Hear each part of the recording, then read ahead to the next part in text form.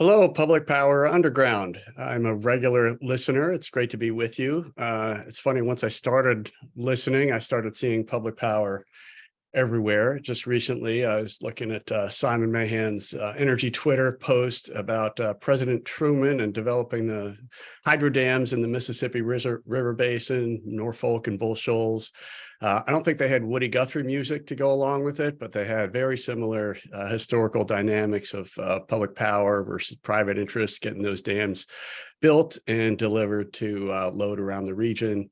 And then I was reading just randomly Robert Caro's book about LBJ, and lo and behold, Hell's Canyon and Northwest Hydro comes up as a critical deal to passing the Civil Rights Act. I did not know that of 1957. At least that's Caro's opinion. I understand it's somewhat controversial, but anyway, kind of interesting. And then, of course, I was deep in the FERC NOPR, which is something I do with my spare time. On transmission planning, and I've been working closely with the large public power council. Snohomish and other Northwestern interests are deep in that and finding some alignment there. I know Jofina and the LPPC folks had some concerns about cost containment, and you can find those now in comments of other parties, including the Clean Energy Buyers Alliance, some of the folks that I like to work with, large C&I customers who also care about costs and reliability. So anyway, I'm seeing it everywhere. So it's great to be with you talking about my favorite topic, the grid, and just a couple points on that. I think it's so important because we have to move large volumes of power across long distances in this country, just like pretty much every country is realizing right now, because two things: we want clean energy, and wind and solar are deployable, but they need transmission to get from the places that they are to the places where people are, as well as to move the power back and forth, because it's wind's always blowing somewhere, as they say.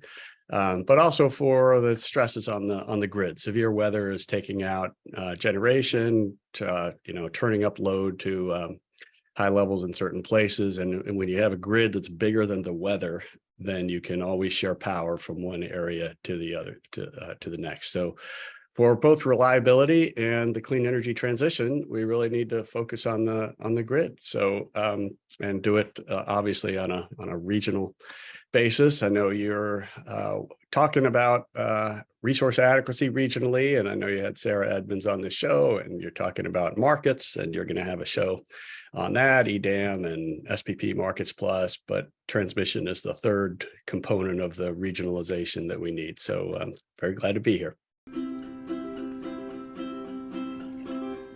We started in hard times to bring us all into the laughter through thick and through thin, for public power enthusiasts without and within. Roll on, enthusiasts, roll on. Roll on, enthusiasts, roll on. I'm Paul Dockery, the host of Public Power Underground and Senior Manager of Energy Resource Strategy and Planning for Seattle City Light. And I'm Ahlmahz Negash, the co-host of Public Power Underground and Power Planner for Tacoma Power. Joining Ahlmahz and I as this week's celebrity guest stars are Rob Gramlich and Kathleen Staks. Rob is the founder and president of Grid Strategies and co-founder of Americans for a Clean Energy Grid, the Watt Coalition, and the Future Power Markets Forum.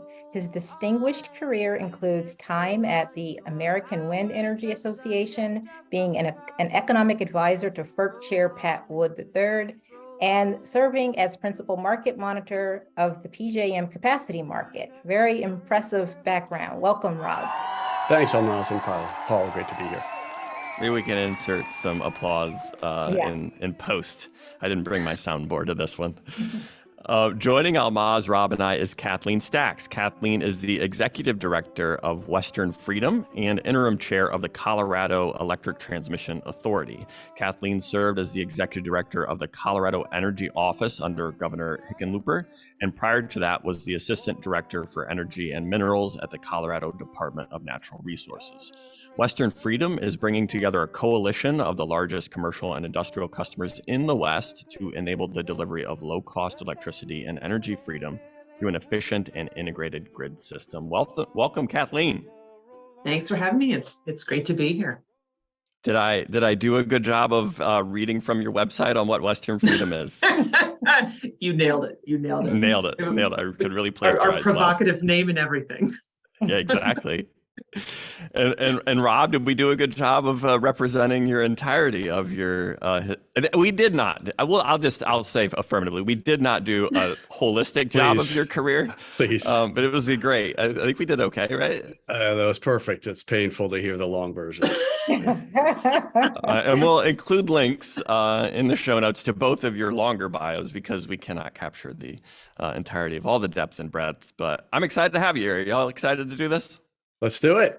Bring it on. Okay. On Public Power Underground, we talk about the electric utility enthusiasm trifecta of electrification, markets, and people. On today's episode of Public Power Underground, we're approaching the electrification angle through the lens of transmission expansion. We'll talk about a recent DOE study on transmission needs, how generator interconnection processes comport with resource adequacy metrics, commercial and industrial customer interest in electric markets, and the 3 Ps of transmission policy. As always, Ahlmahz will ask an unscripted question in a segment we call Ahlmahz's Insightful Question of the Week. Then we'll close it out with closing thoughts from Kathleen. Before we get started, a quick word from our presenting sponsor. Public Power Underground is brought to you by the Energy Authority. The Energy Authority is a nonprofit company that specializes in portfolio management and prides itself on leading communities through today's energy transformation. Owned by public power entities, TEA is more than just adjacent. They're as underground as it gets. TEA is on a mission to help clients maximize the value of their assets while meeting their power supply goals. Great mission. By providing expertise in energy trading, advanced analytics, advisory, and renewable solutions, TEA equips public power utilities with access to state-of-the-art resources and technology systems so they can respond competitively in the changing energy markets. With over 60 other public power utilities proudly partnering with TEA to tackle their energy future, it's time for you to consider breaking ground too. Let TEA help you navigate the uncertain future of our industry by visiting TEAinc.org. That's TEAinc.org to learn more today. Okay, Ahlmahz, take away the first topic. All right. On February 24th, 2023, the Department of Energy's Grid Deployment Office released a draft National Transmission Needs Study. 3 key findings were included in the press release. 1, a pressing need for additional electric transmission infrastructure. 2, increasing interregional transmission results in the largest benefits. And 3, the clean energy transformation, evolving regional demand, and increasingly extreme weather events must all be accommodated by the future power grid. So the grid's needs will continue to shift over time. The Department of Energy is seeking feedback by April 20th, so it is not too late for electric utility enthusiasts to file comments on the draft report, should you choose to do so. Kathleen, we'll start with you. Are there any surprises in the report? Any areas you'd like to highlight or anything else on interregional transmission that you'd like to talk about? You know, I think probably the most surprising piece was that it was 191 pages long. And so maybe surprising that I actually spent some time with it. There's a lot in it. So I would recommend at least a skim through it to your listeners. I think from a content standpoint, there wasn't anything necessarily surprising. I think all of those findings are what we expected to see. And they confirm that we're woefully short of the transmission that we're going to need across the country to meet the increasing demand for electricity and to meet our climate goals. I think one of the things that was kind of eye-opening to me was the scale of the need. And the report divides the country into regions. And in each of the regions, it quantifies how many more gigawatt miles, which is a sort of a term, I think. Then they flag this in there, that this is not it's not a normal industry term, but they define it.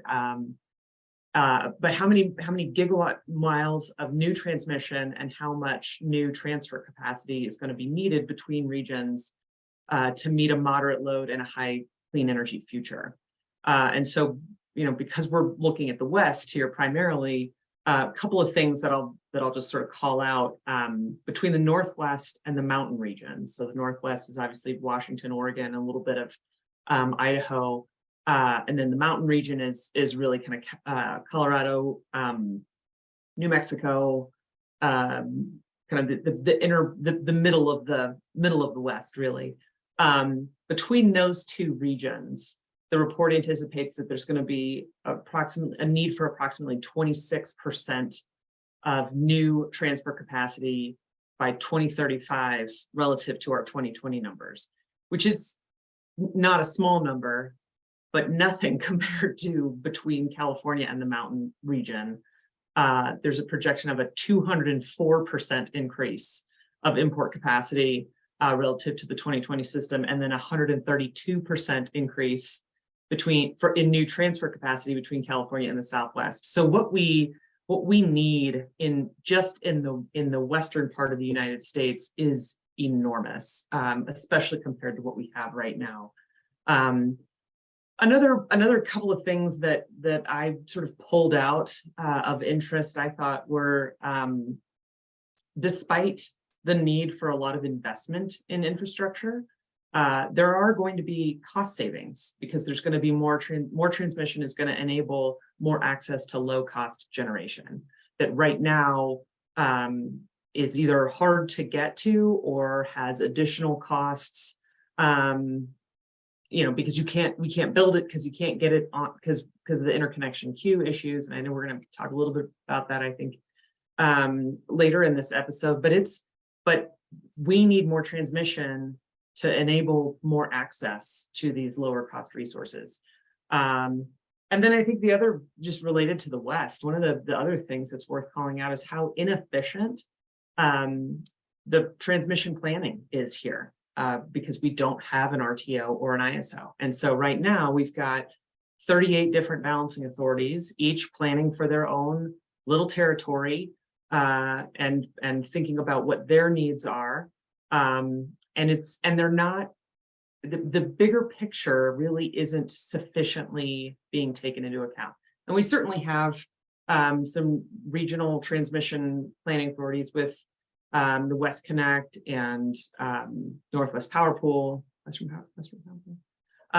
There's WEC. We have these regional planning entities, but the utilities themselves, as they're thinking about what they need on their own system, they're only planning for a tiny little piece of it, and so we're not having this big comprehensive look about what are the needs for the future. And so I think this is an area that's really important to us that we think the benefits of an RTO really deliver.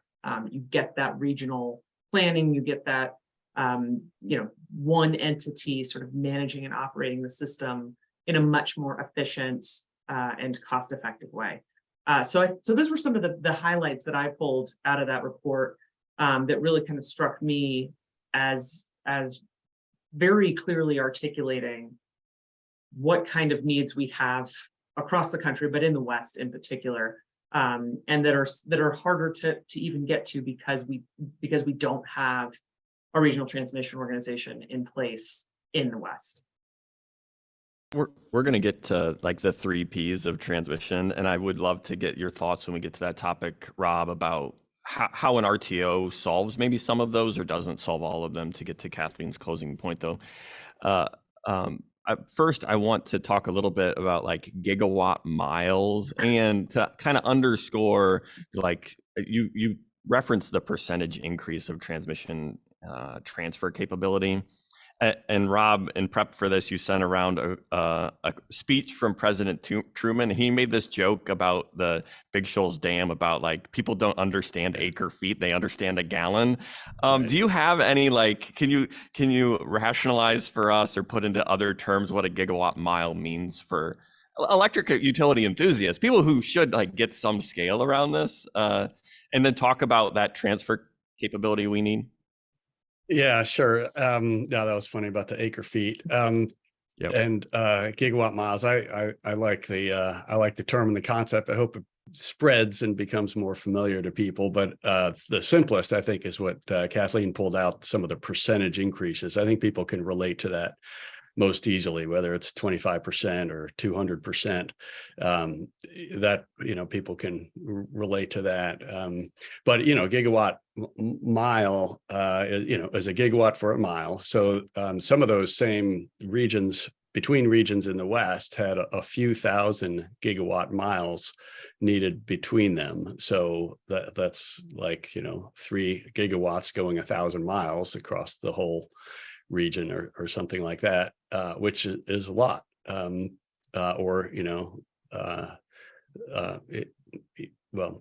So is it really just trying to get to the distance element of the transfer?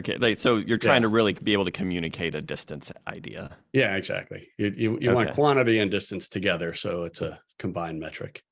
Okay. But you could have any infinite numbers of quantity and distance multiplied by each other and get the same gigawatt miles. So how useful of anyway, that's just me going down a rabbit hole. Don't answer that. Yeah. No, but you like this, Rob. You said you like this and you want us to use it. Let's go down that rabbit hole for just another minute or two. Like, is that valuable that the shorter distance but higher volume also conveys a similar point about investment needed? Yeah. I mean, a gigawatt for 1 mile obviously is a lot cheaper than a gigawatt for 500 miles, right? There's 500 more. So, so the gigawatt mile translates more into how much investment do you need? How much consumer cost are we talking about? But it's still, I think, easier for people to think about what percentage increase do we need, or what transfer capacity in gigawatts do we need between region A and region B. And one of the other, go ahead, Kathleen. Oh, sorry. I was just gonna say, I think it's a nice way to think about the tie between the generation and the transmission, because we're needing this much generation, 2,500 gigawatts of generation that we have to move across, those miles as well. So I think it's a nice way to think about the two together in this report. And it's just an astounding need. Yeah, it's a big need. And can we talk a little bit about, because one of the conclusions that may be insightful, but probably not surprising, is that doing this actually provides the greatest benefit. Like, it actually is the investment that provides the greatest net benefit. Can we talk a little bit about that? Because while it's probably not surprising that the more ability to move stuff, the more benefits you have, but can we talk, any insights there? Yeah, I think that's really important, is the cost effectiveness of transmission long term, and that stems mainly from the economies of scale, where you build it bigger, it's cheaper per megawatt delivered, right? And that's a fundamental dynamic with this transmission system, where in most of the country we're kind of incrementalizing this problem, doing a little bit here, a little bit there. Well, that's the most expensive path. We're on the most expensive path. A cheaper path would be to proactively plan for the future need and get to the higher voltage and therefore cheaper per megawatt scale. So that's why all of us in the industry have this challenge of, okay, well, let's agree as much as we can on what does that future look like? What is the resource mix? Where are the resources? Where are the loads? And let's plan the most efficient grid for that. If we do that, that'll be a lot more efficient and lower cost of delivered energy for everybody over that term. The other element I wanted to get into on this topic was to talk a little bit more about, it's a daunting task. We have to do, it's like 30% and 200% are the numbers that stuck in my head when I rounded up from what you were saying, Kathleen. And I don't want to leave on a doomerism, right?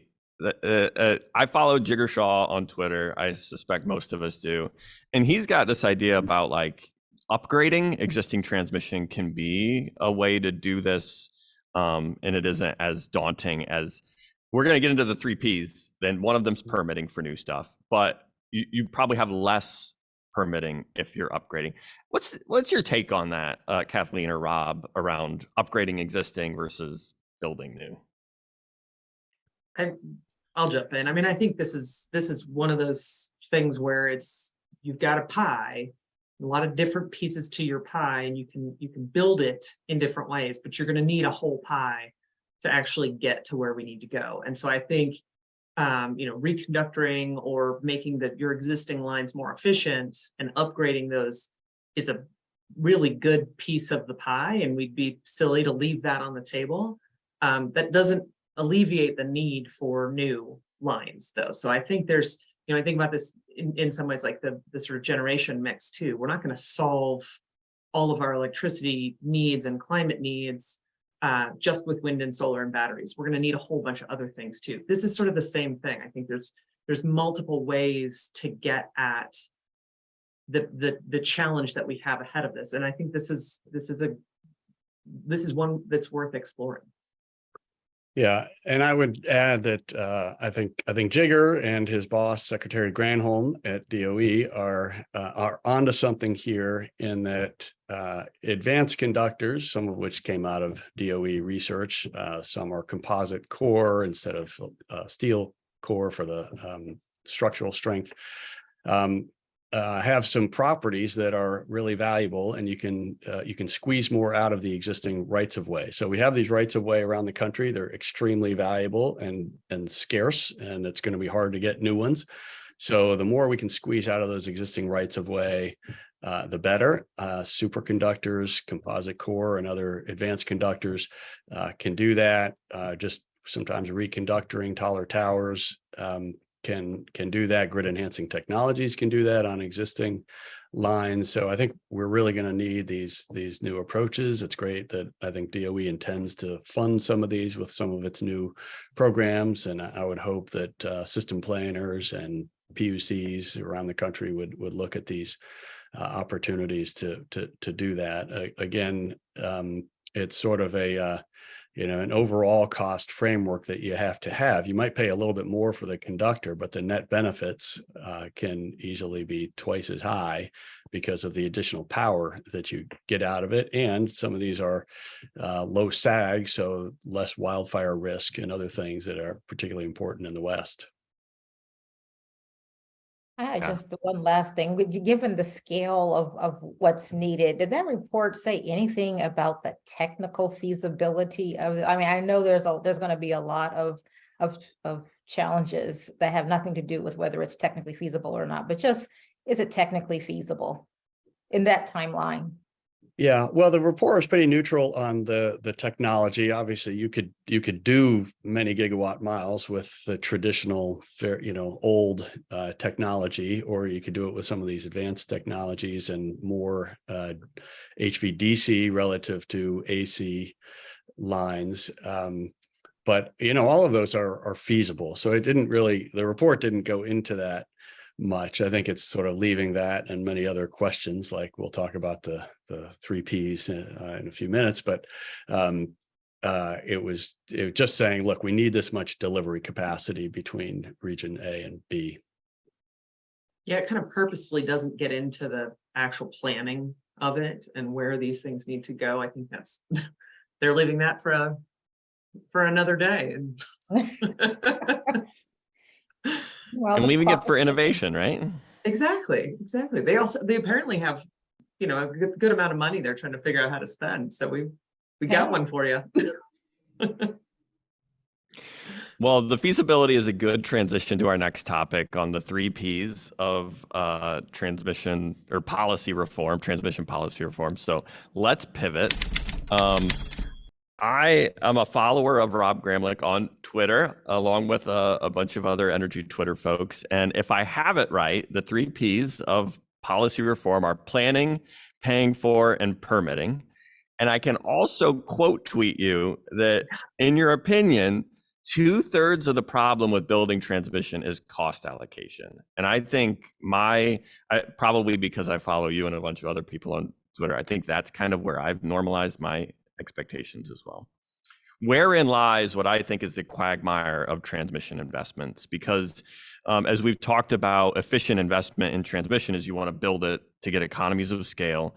But if you're building it for load growth, really to get the investment back out of that cost that you're deploying, you need to have contracts in place for the full transmission capability.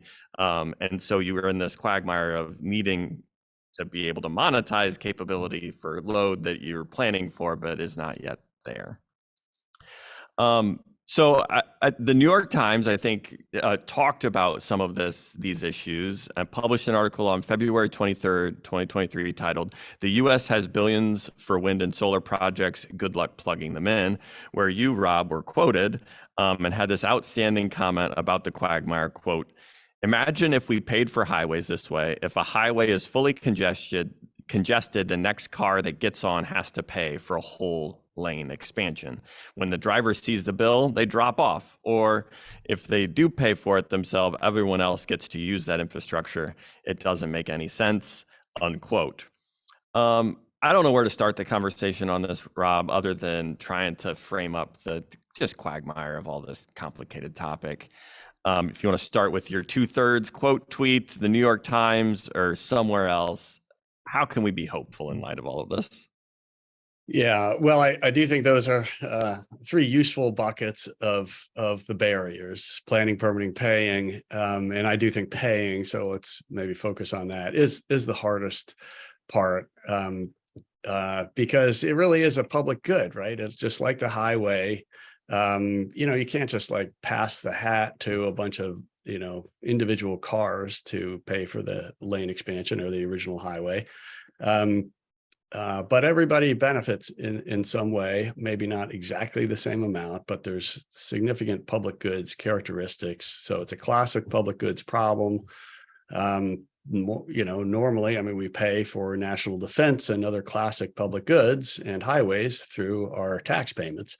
And there may be, some opportunities to do that going forward. But we generally have ways to raise capital in this industry. There's no shortage of capital and there's no shortage of willing investors. So mostly we have to make do with our structure here. It is a classic chicken and egg problem too, where, you might have a major resource area or a major need. And which comes first, the transmission or the generation or the contracts. It's a sort of, we get stuck in a never-ending do loop. So I think the clear solution to that is to proactively plan for the future need. So you make your best assessment of your future need. You get all the stakeholders around with states and other key entities, and make your best assessment of anticipated need. Good news is we've done that before. We actually built quite a lot of this type of transmission about a decade ago in the Midwest with MISO multi-value projects. We did exactly that with all the states, 13 states together. Texas did it on its own. They could do it all within the state, but they built a ton of transmission out to West Texas and the Panhandle. California did it within their region. Bonneville did some of that with their network open season. Elliott Mainzer at the time worked with the wind industry, so I was involved in that. And so we've done this. SPP, New England, there are examples. So, but the problem is, for the last 10 years, we haven't done barely any of it. Our gigawatt miles essentially dried up over the last decade. So we know how to do it. I think we can get back to it, and we can talk about policies. But what I've described is essentially what I think FERC proposed in its transmission planning proposed rule of proactively plan and then assign the cost to the beneficiaries. Can I ask, what do you think is different now than 10 years ago? Why is it so hard for transmission to get built now? Presumably the same issues were present before. Yeah, and I'll just underscore one point before you answer, Rob. Like in the last 10 years, in periods of the record low interest rates, we didn't do it, and now we're up against super high interest rates. and we Yeah. need to do it urgently. I But know. that's just to underscore Ahlmahz's point. What happened? Yeah, What changed? yeah, that's really unfortunate. Well, I think there are a few dynamics, and I recommend the book Superpower by Russell Gold about Michael Skelly's attempt with Clean Line 10 or 15 years ago. But one thing that happened with a lot of the plans after that initial round was, first of all, gas prices fell. Secondly, solar fell. And if you wanted to do just some renewables, but you weren't talking about, 30, 40, 50, 80% renewables, you could kind of do solar more locally. It's a little bit more distributed, obviously, than wind.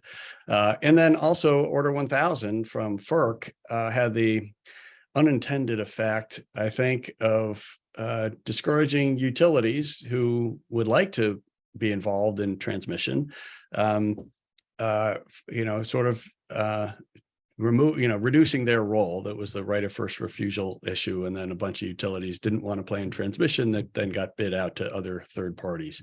So a lot to debate on that, but regardless of who builds, I think we are at a point where I think most people realize again that transmission is valuable and important. We don't have cheap gas prices forever. We're doing a lot of solar, but that's not enough. Moreover, we need a lot of transmission for solar as well. So I think our fundamentals have reached a point where it's time to get back at it. And all those problems are, the barriers are all solvable. If we did it 10 years ago, we can do it again. The vast majority of our transmission network is privately owned. Correct me if I'm wrong. That is correct. So has it become harder for the investor-owned utilities to get those projects approved in recent years at all? Is that contributing to it at all, or does that have nothing to do with it? Well, in the West, you, of course, have so much public land that you need federal permits, and that is a barrier for any long-haul transmission. Those lines can be built, and they are being built, but it's taken them 15 years. SunZia, Transwest, some of the other lines out there, the Gateway projects, Berkshire Hathaway projects. And a lot of that is federal permitting with multiple federal agencies and multiple federal laws and certificates that one needs. So that the federal government can do a much better job on those. I think the Biden administration is doing that and trying that. But you still have the kind of the cost allocation challenge in that, who benefits. A lot of the problem is just like, let's say everybody agreed that a line is needed from region A to B, from the Northwest to the mountain region, say, like the need study identified. If you raised your hand as a developer and said, hey, I want to build that project, who's gonna pay for it now?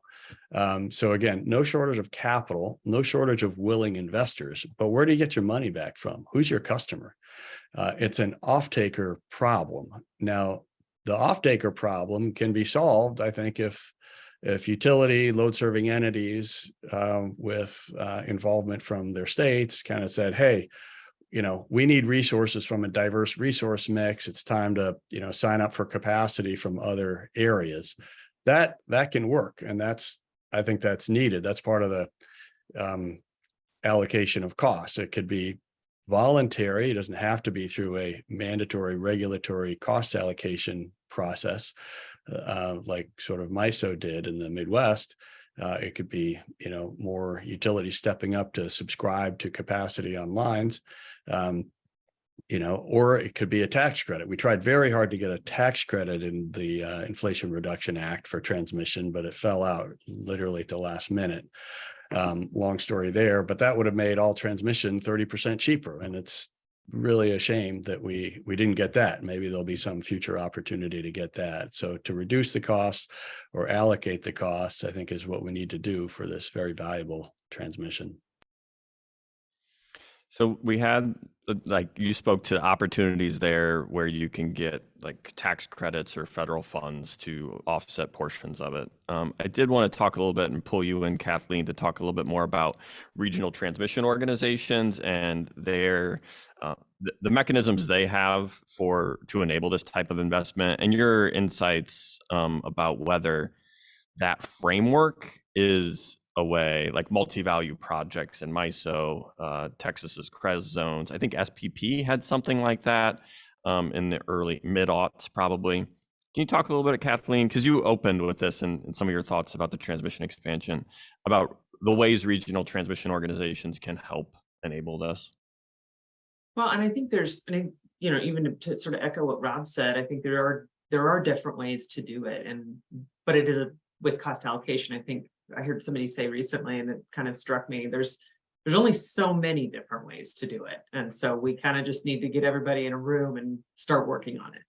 And I actually think this is one of the biggest challenges that we face to actually getting to an RTO in the West, is tackling and agreeing on this cost allocation challenge. And I've heard, you hear from different parts of the West, different utilities, different stakeholders, who are all concerned that they're going to have to disproportionately bear the brunt of the cost of future infrastructure build. Whether that's, you hear it from the Pacific Northwest, BPA has low transmission costs, and we don't want to have to take on, BPA customers don't want to have to take on the costs of somebody else's transmission. Ours are already cheap. Don't change mine. You hear from California, we're the load. We don't want to have to disproportionately pay for all the transmission for everybody else either. And so everybody's just kind of, we don't want to, don't make me pay a disproportionate share. And everybody's going to have to show up and negotiate for their own position. I heard it referred to as carry your own dead is I heard it referred, like you got to carry your own dead when it comes to transmission cost burdens. Anyway, not to cut you off, but I like that. That's there's a very good image in that, I think. Yeah, good image. Good. It's interesting. So dark. Effective. Yes. But I think with the RTO, you get to that bigger regional mindset where you're actually looking at a bigger footprint and how you're planning and how, what you actually need. Again, I think to Rob's point about really identifying what that future state needs to be, and then you plan to get there.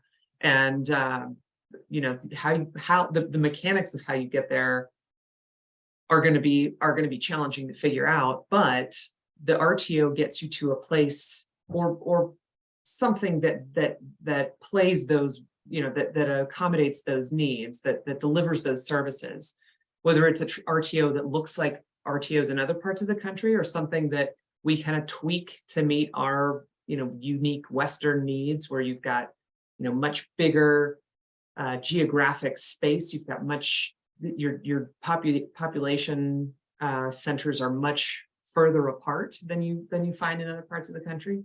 You have enormously diverse political and policy views across the West. Not that you don't have that diversity in other parts of the country, but it's pretty diverse here in the West. And so creating a system that actually can accommodate some of that diversity is I think we've got a nice opportunity to do that right now. And again, I think the RTO will force us all to work together to figure out, we each have our own individual needs, but we're not going to be able to meet our own individual needs unless we're working with others, whether your priority is a climate priority, or it's a reliability priority, or an economic priority. There's going to be benefits that fall in each of those categories, but we're all going to have to work together to get to that, to maximize those benefits for ourselves and for our neighbors. Hey, Paul, can I piggyback on that a little bit? Absolutely, please do. Yeah, so in support of the RTO model, I think it's useful to look at SPP and MISO regions, which, by the way, have pretty much all vertically integrated utilities like much of the West. And when they put the RTO in place, transmission planning was an important function. And when they put plans together, one thing they found was when they put these portfolios of lines and then went into the permitting process, like in the MISO MVP case, 16 out of 17 got through the permitting. And the dynamic in those permitting proceedings at the state level was a senior planner from MISO would come in and be a witness and say, as an expert, here are the reliability benefits and other benefits of this line, and here are all the other options we considered. Turned out this was the best one for everybody. Here's how the state benefits. Well, and that was really helpful in getting those, decisions made. You compare that to the batting average, that 16 out of 17 batting average relative to independent merchants going around to states and saying, hey, I'm crossing through your state, please permit me, much lower batting average. And who's this investor from, wherever, New York or Houston anyway. And so that independence and expertise really helps. Also, I think they can plan efficient portfolios. Like, there's very little confidence, I think, that most stakeholders have in that whatever a random utility or a third-party developer come up with is like the optimal configuration. But when you have the independent regional experts, they can consider all those options and find a efficient, set of technologies and routes and paths and deal with loop flow across wide geographic areas. And those sorts of things. And they have the tariff. So that ultimately you decide on the right investment, and you can just put the cost in the single regional tariff and you recover the cost that way, which is wonderful from an investment standpoint. The investors know they're getting their money back. You get good, cheap cost of capital. And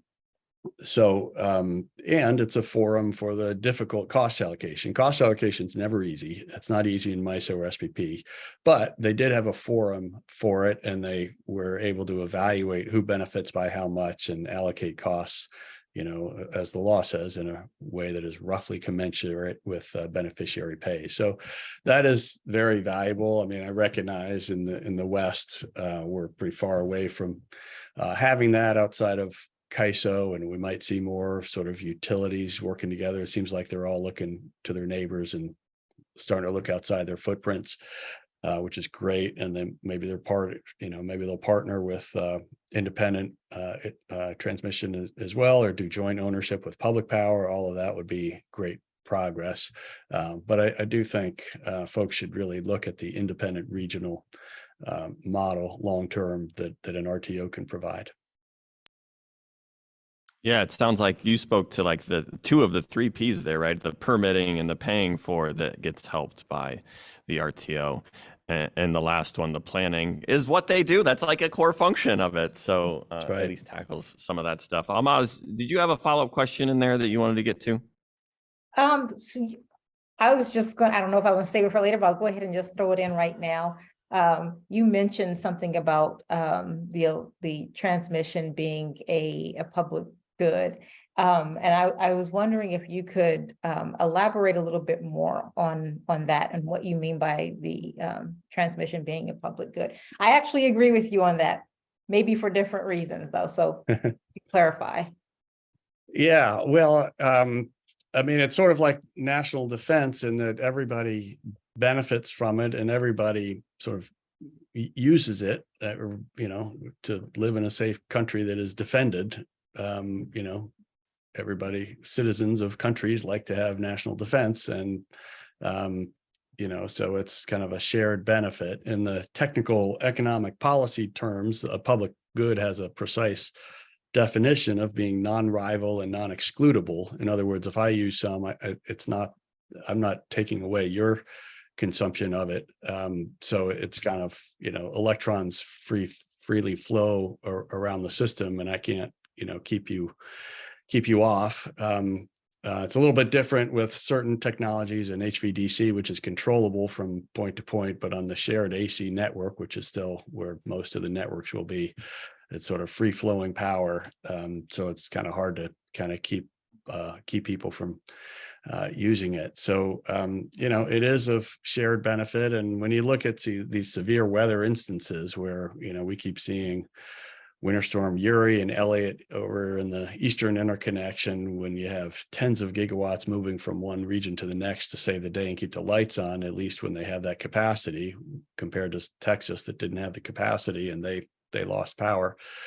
You see that reliability and resilience value that is kind of an insurance value for the whole system pretty clearly. So I think somehow we keep seeing that looking after the fact. Somehow prospectively, when we plan, we need to take that public reliability resilience value into account. And so I heard Kathleen say there's only cost allocation. There's only a certain number of ways you can do it. So when something's a public good, and of course, you mentioned trying to get the tax credit, but that would have only still been 30%, not the full cost. So I'm just curious, what's your opinion on how we should do cost allocation for transmission? Is only a portion of it a public good, or how do we do that?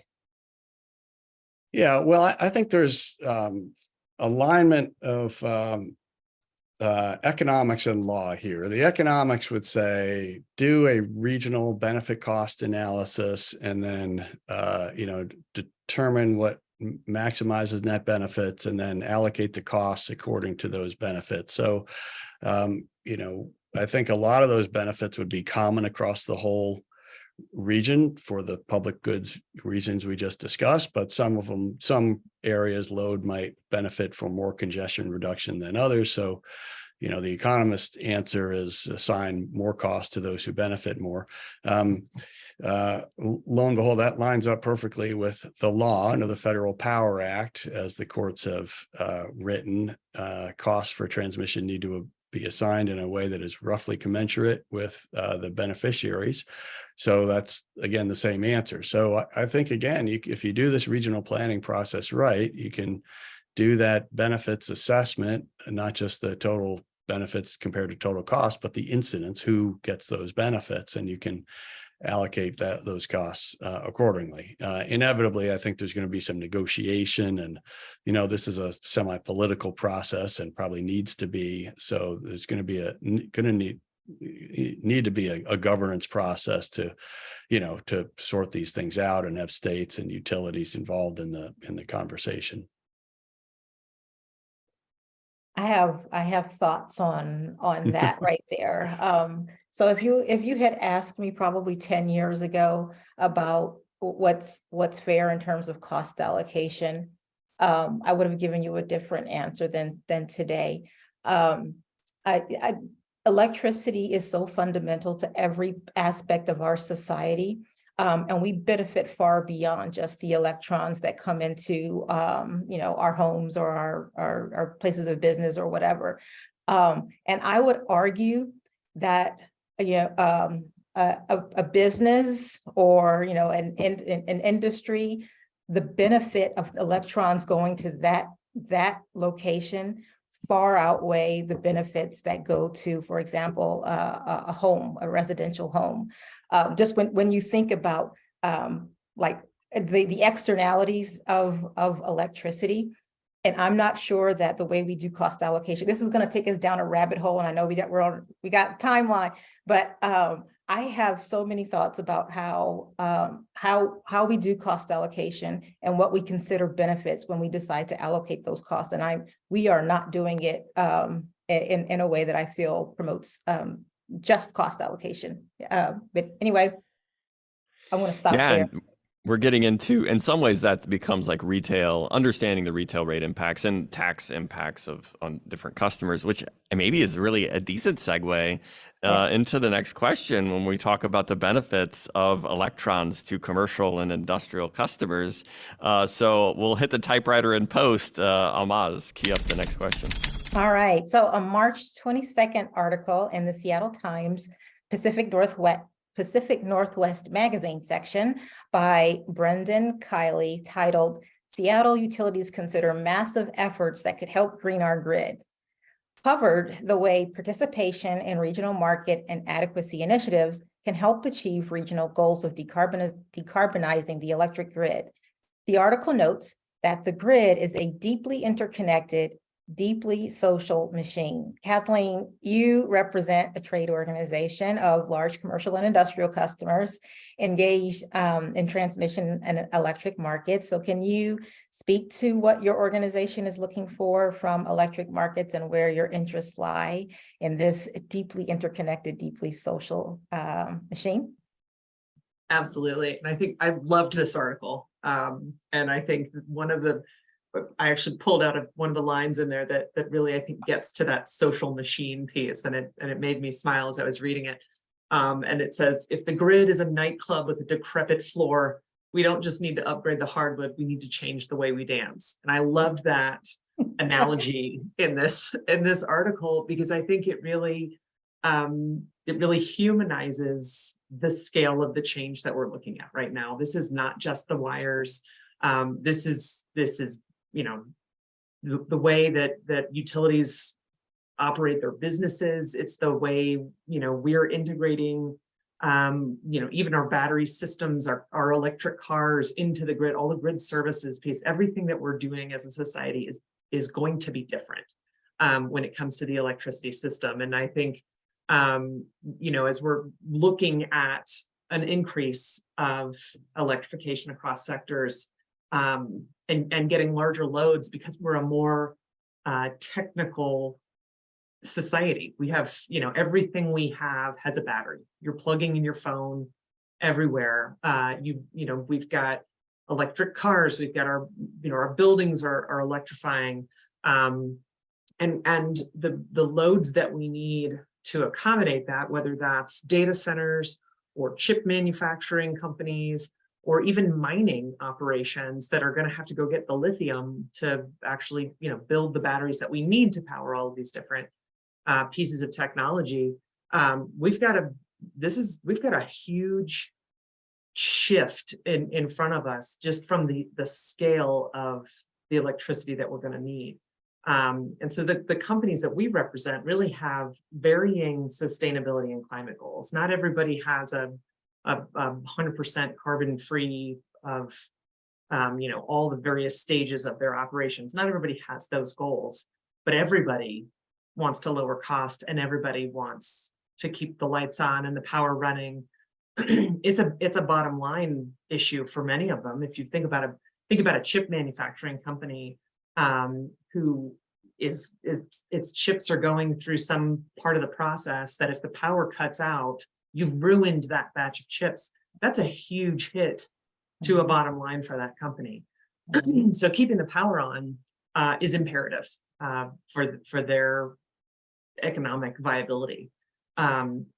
So customers have a lot of interest in this. They have a lot of interest in seeing some system that can meet all of those goals, their climate goals, their affordability goals, their reliability goals.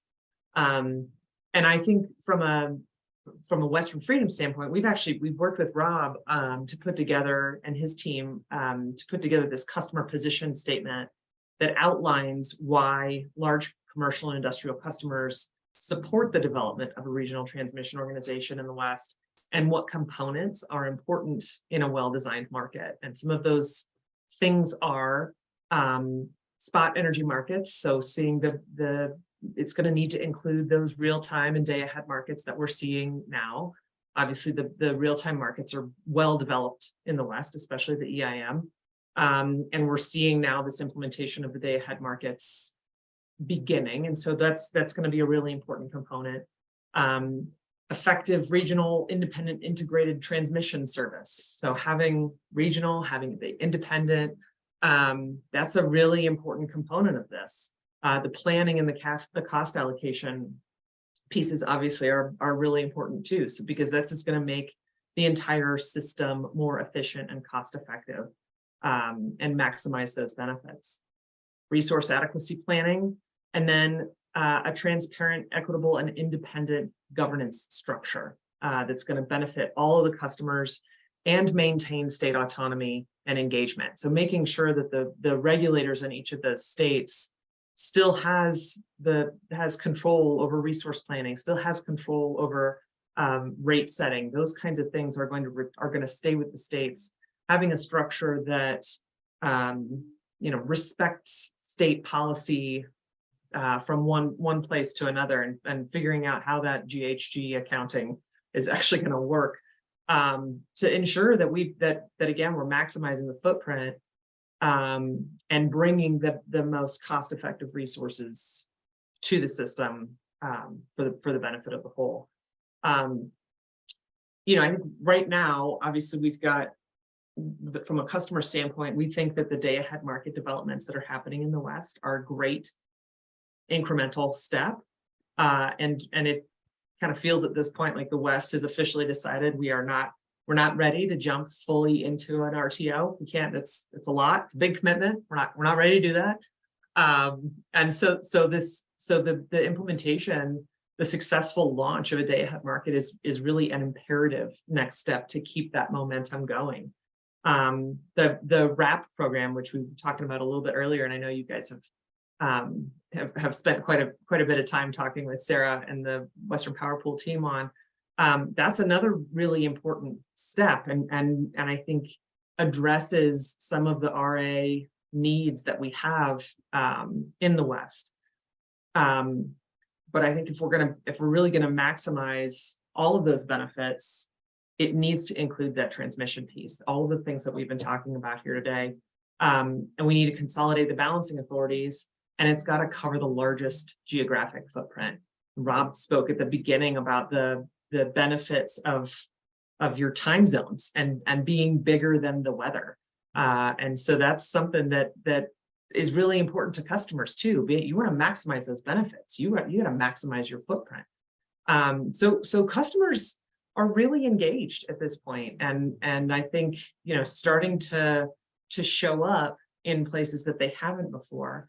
But I will say, I've had some conversations with some of the customers that we represent, and they don't want to be utilities. They want to go work on their things. They want to go manufacture stuff, and they want to go build their data centers and deliver the whatever the services are that they provide, without having to manage their own energy system, because it's not being done for them.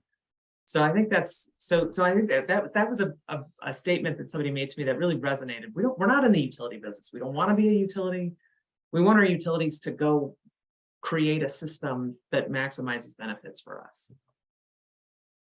Yeah, and I'll just kind of reflect back. Hearing the message that we don't want to be utilities is, I think, helpful for electric utility enthusiasts like us, because when you talk about like this presence of a spot market, like the red flag goes up and be like, do they want the presence of the spot market so they don't have to have resource adequacy standards? So that's a great clarification there. Thank you. Yeah, it's a big deal. If the customers have a system that they can participate with, that's being offered by their utilities, they're not interested in getting into a different business. They got their hands are full as it is.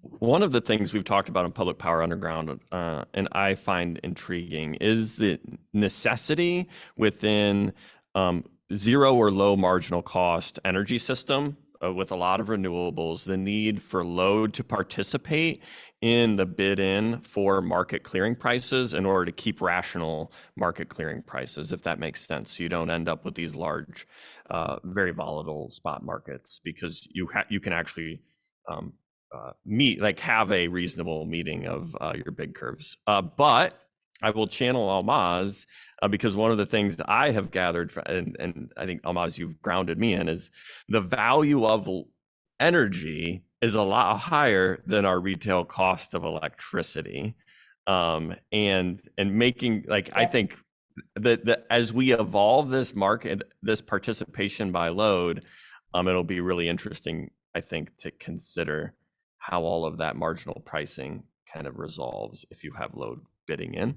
But to me, that is a great value of what we're trying to do with markets in the energy transition, is participation of load into the bid-in bid and demand, and making sure those types of loads that you're talking about are responsive to the increased penetration of renewable energy. Rob, did you want to get any in on this at all, or we are running out of time? Do you want to pivot to the next one? Well, just real quick, I do think on that point, a region and a set of utilities can largely preserve their institutional structure and their resource planning and things like that, while you have a platform of spot markets and while you have a transmission planning process and a resource adequacy regime we're seeing in the West. Those are looking like they might be under 3 different roofs. So it's good to do those things, but they don't have to upend the basic structure of an industry, and what the utilities are doing and what PUCs are doing in terms of integrated resource planning, et cetera. Nice. I think we covered that one nicely. And we also running out of time. So I'm going to pivot to the next one. We'll hit the typewriter. And then we're going to talk about some interconnection processes. This is fun stuff. Okay.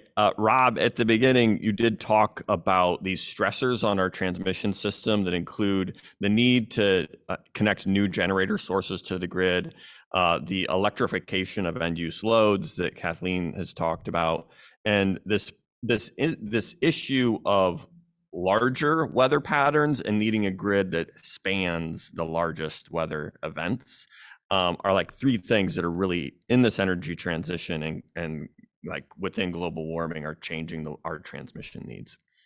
So let's talk, but I want to focus on the first one because we haven't hit that one too hard yet, which is the need for new generator interconnection. And then we'll probably have to transition to Ahlmahz's insightful question of the week. So I'm an unabashed fan of Professor Jacob Mays and Jesse Jenkins, who have both had these recent takes on managing interconnection processes. It wasn't that long ago, Professor Mays made this point about how the way ERCOT handles interconnection requests, i.e. the connect and manage approach, is, quote, more or less incompatible with existing resource adequacy constructs, end quote. And this past weekend, Professor Jenkins had a whole thread about queue reform. So I want to start with, from your perspective, Rob, the efficacy of the connect and manage approach compared to the more traditional invest and connect approach. And then we can maybe dig into Professor Jenkins' thread on queue reform. But take it away. Where are you at on generator connections? And we're going to do all that in 30 seconds. No, we have minutes. We have minutes. Okay, minutes. All right. Yeah. No. Well, look. I think the first point is around the country, in much of the country, we are attempting to plan the network through the interconnection process. Okay, in lieu of actual planning, what you have is a flood of generation coming into the grid operator saying, I'd like to connect here and I'd like to connect over there. And what you have is that dynamic of, the next car on the road has to pay for the whole lane expansion. And it doesn't work. You have to get into the mode more of proactively planning the grid first. And then you can get towards what I think is a much more practical approach of connect and manage. In other words, if you're the generator, you pay your own driveway, and maybe you pay some share for the road, but it's not this complicated dynamic of you have to pay for this network facility 300 miles away. And then when you get the price tag, you drop out of the queue and then everybody else has to be restudied. It's a complete disaster in most of the country. And I know, most regions, including Bonneville, have an interconnection queue reform going on, and FERC does too. So I think we get towards, and I'm a devout Jesse Jenkinsian and Maysian as well. I think they're on to the right answer here of let's get towards a more connect and manage approach. Let's make it simpler on a generator by generator basis. It doesn't mean they pay nothing to get on the grid, but you don't go through you don't basically distract all the transmission planners in the country with this never-ending restudy process of our current sequential arrangement. And you get towards let's make it simpler on a generator by generator basis with a clear posted price. And then Jacob Mays did make this point, as you said on Twitter, and I'm sure elsewhere, of that connect and manage is inconsistent with certain regions' capacity or resource adequacy regime, and that gets to this idea that these processes have overlap. So there's an interconnection process, there's a transmission planning process, there's a resource adequacy process, and there's markets. And there's an interaction between interconnection and resource adequacy, where, for example, in the Northeastern RTOs, you have to pay, as a generator, you have to pay enough to be quote unquote deliverable and thereby qualified to participate in the capacity market. And then some of them have actual capacity interconnection rights, which is like a separate type of transmission right. So without getting into the weeds, because every region has a unique and complicated whole system, I think it just, the larger point is that yes, there is interaction between the interconnection and capacity or resource adequacy regime. I think they can be made compatible, even, sort of in contrast to a statement that they're fundamentally incompatible. I mean, that's sort of true, but they can be made compatible if we work at it and make each of these systems work together better. Can I, let me see if I understand this distinction a little bit more. Is the connect and manage approach more like the generator takes on the commercial risk of curtailment? It is not paying for like reducing their risk through the investing in transmission infrastructure away from them on their own curtailment risk.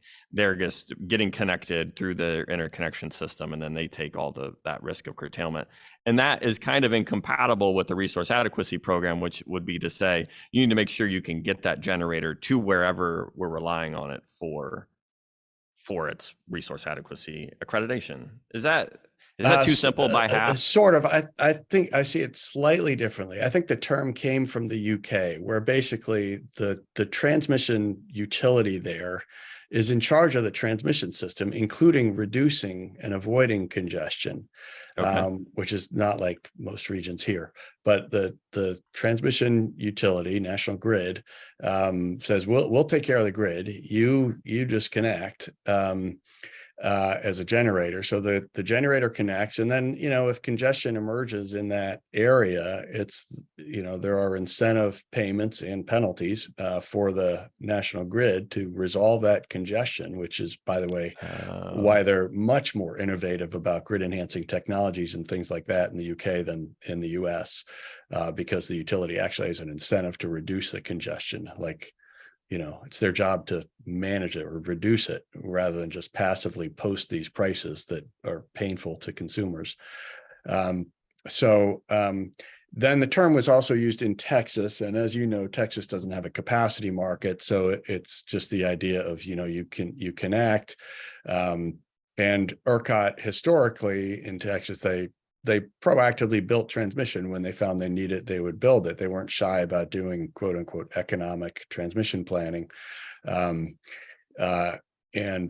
yes, technically congestion risk was on the generator, but ERCOT and the utilities would build the transmission. So historically it wasn't very much. Now in recent years, they're getting congestion and curtailment, and they're a little bit less interested in building transmission to get out of it. But that's the approach. It's a much easier process from a generator perspective, certainly, to connect into a system like either the UK or ERCOT, which is partly why we've seen so much generation entering ERCOT. Right. Yeah, they make it easier to connect, so you get more of it. Plus, it's also a great wind resource. Let's be honest. West Texas has a great wind resource and great solar resource. Sure does. Okay, we're going to take a quick break. When we come back, we're going to close out the episode with Ahlmahz's insightful question of the week and Kathleen's closing thoughts. Energy Northwest is proud to provide clean, abundant, and reliable energy to help meet our growing needs. Energy Northwest is proudly advancing the Northwest's clean energy future. I knew that. Yeah, of course. I knew that. They also have a great training program, which isn't in this promo, but I'll just provide it as a promo as well. They have a great internship program where college graduates can get an internship through Energy Northwest. I've talked about it many times on this podcast. I'm a big fan of that program. Wasn't in this ad read. They didn't write it in, but I'm just inserting it because I'm such a big fan. All right. Well, sign up, boys and girls. Learn more about nuclear energy and its full potential at energy-northwest.com. That's energy-northwest.com. Up next is our segment called Ahlmahz's Insightful Question of the Week, because she's been asking our guests what she called, quote, unfair questions, but really turned out to be incredibly insightful if unfiltered and unscripted. So Ahlmahz, take it away. What's your question for the week? All right. So I did have two, but I've already asked one. So this one, it could be as easy or as hard as you make it. So we talked about the public good characteristics of the grid. So given those public good characteristics, would you say that transmission should be publicly owned? On the public power underground, should I say? And I'm saying that, I'm of course in Norway, where the vast majority of their transmission is publicly owned. So It is. Look, I mean, there is an argument for it, in that having essentially taxpayers pay a big share in addition to ratepayers. There's an argument for that, for significant public goods. On the other hand, there are not too many people. I'm in the Washington, D.C. area. There's not too many people who, at least consensus around, funding a lot more things through taxpayer expenditures, and different states may take their own, approach on that. Moreover, we do have a whole utility industry that doesn't have any trouble getting capital to invest, and we have third-party transmission investors and utility transmission investors. Now, one can argue that there's a lower cost of capital if you did it through public power, but that's sort of is kind of, I guess, ideological about how much of our economy should be publicly owned. And I know public power underground listeners probably enjoy reading about the history of the early debates about public ownership versus private utility ownership of the dams and the delivery systems. And there were allegations of socialism back then, and there would be allegations of socialism now, and private interests that have their own political power that would be fighting for a role. So I don't have any answer on any of that. That's more ideological. and that is why I call it an unfair question. That's right. right. That's right. In the Northwest, we frequently fight off the attempts to privatize the federal transmission system in the Northwest. So Ahlmahz is shifting the Overton window and being like, no, instead we should do the opposite. Kathleen, you got to get in on this question. I'll probably end up in the same place that Rob did, with a sort of like, however, I do think, we're talking about a shift of a system that's been in existence for so long. We've got this, utilities have been these monopolies for so long. They've been the ones who have been, sort of in charge of building all the infrastructure that we need, and sort of flipped that entirely on its head is a really big deal. Having said that, we're in a time of a big change for what we need to do for the future. So it might be possible, and it might be necessary, at least in part. So it's I think it's a great question. I think we have to kind of consider all the options at this point, figure out what's going to make the most sense and benefit the ratepayers at the end of the day. Can I add one little customers, zinger? not ratepayers. Customers, not ratepayers. Customers. Yes, customers. Sorry. Customers. Our community members. Yes. Our Yes. owners, our customer owners. Okay, go ahead, Rob. Well, let me just say this.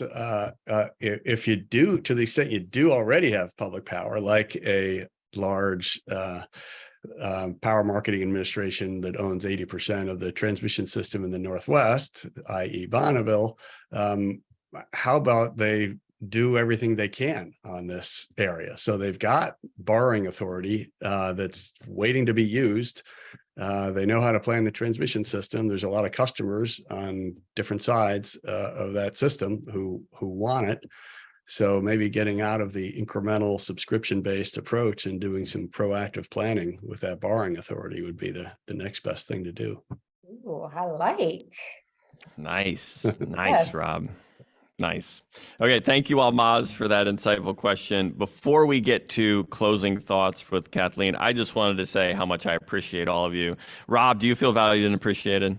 I do. Thank you very much. Kathleen, do you feel like you were seen and heard? Absolutely. Good. That's what we're going for. Ahlmahz, do you feel like you're valued, appreciated, seen, heard, and like you belong? Always, Paul. Nailed it. We nailed it. That's all the energy and energy adjacent news we're covering this week. We're closing out the episode with closing thoughts from Kathleen Staks. Well, thank you guys. This has been a really fun episode, and I'm thrilled to be able to participate. And I think to kind of close things out, Western Freedom is a campaign, and we're focused on getting the maximum benefits for the large customers that we represent. There's a lot of momentum on market development happening in the West, but the campaign is helping build the trust and the relationships and the forums that are necessary to overcome the challenges we still have ahead of us to get to that maximum benefit end state. We've talked a lot about those challenges today, and certainly building out a transmission system that can support the scale of the electrified, decarbonized future that we have ahead of us is one of the most important efforts that we need to undertake. Implementing a system that can make that effort more efficient and effective across the largest footprint possible is what we believe is necessary to achieve all of our collective goals. There's no singular or perfect solution to the challenges we face in the electricity sector, and the diversity of priorities and needs and resources across the region that we work in make this process even more complex. But the status quo is not an option, and as uncomfortable and challenging as change may be at times, it also brings enormous opportunity. And we have the most creative brains and perspectives in this sector, and I think we can solve any of these challenges and get where we need to be to meet all the needs that the transmission needs study has demonstrated, and all of the resource studies show that we need to get to. So I think we've got a lot of exciting times ahead of us, and these conversations and tapping into the smart brains that we have in this sector are what is going to get us there. So thanks for having us.